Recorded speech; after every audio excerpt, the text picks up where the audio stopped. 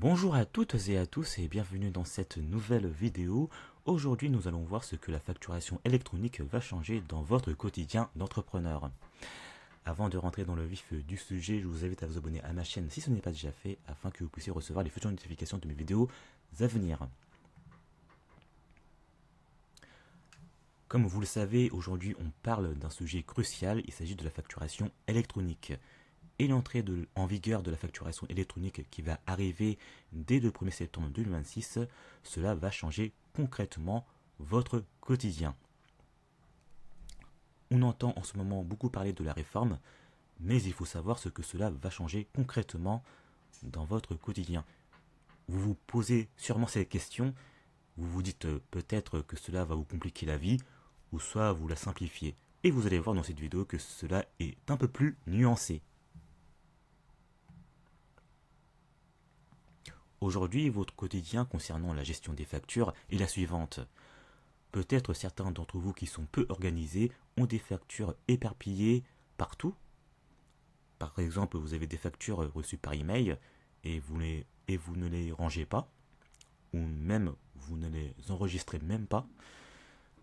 Peut-être vous recevez aussi des factures en papier et vous les éparpillez partout, sans les ranger dans un dossier. Et en plus, la gestion des factures actuelles vous permet de saisir, de faire de la saisie manuelle aussi. C'est-à-dire que si vous avez un comptable, par exemple, vous devez transmettre vos factures au comptable afin que ce dernier puisse les saisir. Il s'agit de l'organisation actuelle et justement cela peut être source d'erreurs ou même d'oubli. Le comptable peut faire des erreurs lors de la saisie des factures. Donc la saisie des factures, c'est une saisie qui est longue et fastidieuse. C'est ce que je faisais lorsque j'étais employé dans les cabinets d'expertise comptable. Et de plus, actuellement, peut-être vous n'avez pas aussi une vision claire sur votre trésorerie. Bref, en bref, la gestion de votre facture actuelle peut être souvent hasardeuse.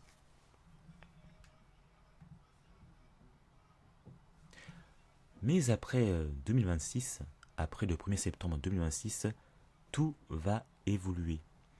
En effet, vous ne recevrez plus les factures par email, vous ne recevrez plus les factures en papier, mais vous aurez plutôt, euh, à la place, vous devez recourir à une plateforme agréée par l'État pour que vos factures puissent transiter par cette plateforme.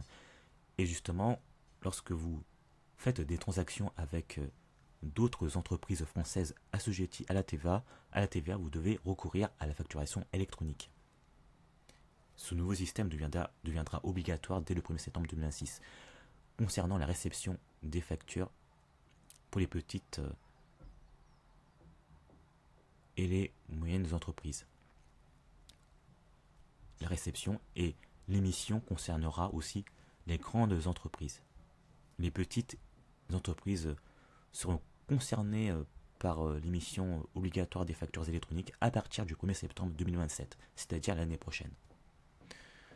En bref, actuellement peut-être vous avez des échanges non structurés par rapport à vos factures, mais avec la réforme, cela va évoluer. On va voir ça plus en profondeur. Le premier changement, c'est la fin des factures éparpillées partout dans votre bureau. Avec l'arrivée de la facturation électronique, toutes vos factures seront centralisées au même endroit, grâce justement à la plateforme agréée. Cela vous permettra de retrouver plus facilement vos factures et vous pourrez accéder à n'importe quelle facture en quelques secondes. Et de plus, vous pourrez même filtrer vos factures selon la date, le nom du fournisseur, le montant et le statut de la facture. Et de plus, vous pourrez même suivre l'état de chaque facture en temps réel. En bref, vous n'aurez plus besoin de chercher dans vos mails pendant 10 minutes. Donc ça, c'est l'un des avantages de la réforme aussi. Ensuite, le deuxième changement est que la réforme de la facturation électronique vous permettra de faire moins de saisies comptables, c'est-à-dire moins de saisies manuelles. Aujourd'hui, Peut-être vous saisissez vous-même vos factures manuellement à travers un logiciel comptable. Cela conduit à des risques d'erreur élevés et cela aussi prend beaucoup de temps pour saisir les factures d'achat et de vente. Mais demain, avec l'arrivée de la facturation électronique, vous aurez déjà des données structurées et exploitables par les logiciels, ce qui vous permettra de faire moins d'erreurs et moins de saisies manuelles. Et justement, grâce à la facturation électronique, vous pourrez même faire des automatisations à partir des factures que vous aurez reçues sur votre plateforme agréée. Et justement, votre comptable pourra se concentrer sur ce qui a vraiment de la valeur. Justement, la valeur, la saisie manuelle des factures n'est pas une tâche à forte valeur ajoutée pour votre comptable. Comme ça, votre comptable pourra se consacrer davantage au conseil et à la stratégie financière de votre entreprise. Le troisième changement est que la facturation électronique vous permettra de suivre en temps réel le statut de chaque facture. À tout moment, vous pourrez suivre justement le statut de votre facture. Par exemple, vous pourrez avoir les statuts suivants: envoyé, reçu, refusé ou payé. Ainsi, vous saurez exactement où en est chaque facture, ce qui vous procurera ainsi une visibilité sur votre trésorerie. La trésorerie est un aspect très important pour les entreprises. Ça, je ne vous l'apprends pas. Et ça, c'est un changement majeur, justement. Le quatrième changement est une TVA plus simple. En effet, certaines données seront transmises automatiquement à l'administration fiscale. Si vous devez payer la TVA, reverser la TVA, cela vous permettra de faciliter votre déclaration de TVA, justement, car les données seront transmises automatiquement à l'administration fiscale et les données seront pré-remplies aussi. Cela vous aurez donc moins d'oubli, vous ferez aussi moins d'erreurs de déclaration et vous aurez moins de stress. Car si vous ne remplissez pas la TVA dans les délais impartis, vous risquez des pénalités. Mais avec la réforme, vous risquez moins de pénalités car tout aurait été transmis à l'administration fiscale.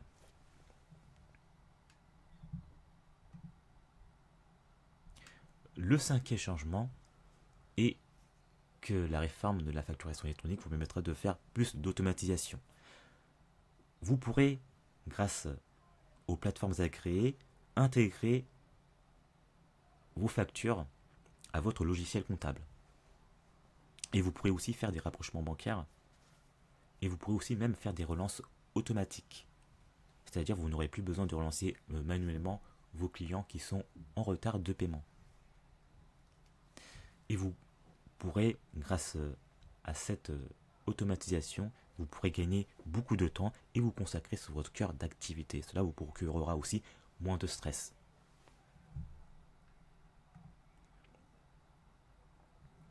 Mais avec l'arrivée de la facturation électronique, il y a aussi quelques contraintes.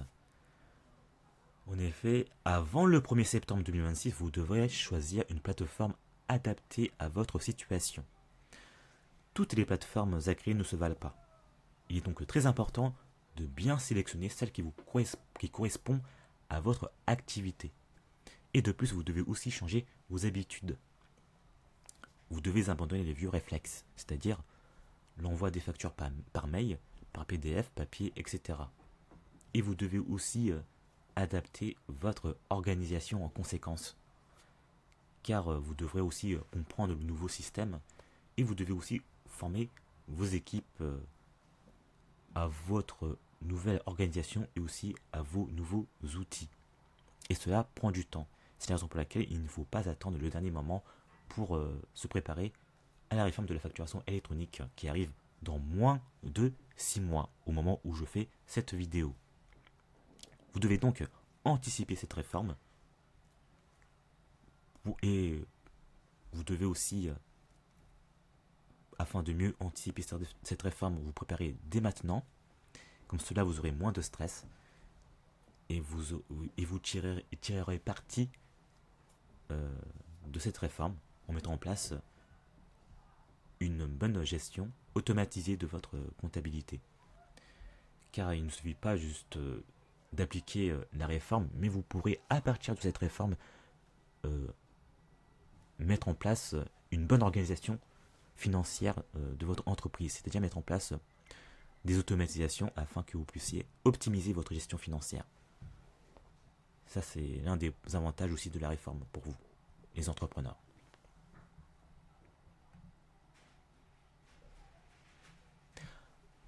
Alors, la facturation électronique est une contrainte ou une opportunité? Bien que la facturation électronique soit une obligation légale, il s'agit aussi d'une opportunité pour vous, comme je vous l'ai dit, pour gagner du temps, automatiser votre gestion et mieux piloter votre activité au quotidien. Donc, ceux qui tardent à, à anticiper la réforme risquent de la subir, car il y a une phase d'adaptation qu'il faut anticiper justement. Alors que ceux qui seront préparés, eux, pourront avoir des avantages énormes, car ils pourront mettre en place une bonne organisation et mettre même en place des automatisations. Et gagner en compétitivité, car ils passeront moins de temps sur les aspects administratifs.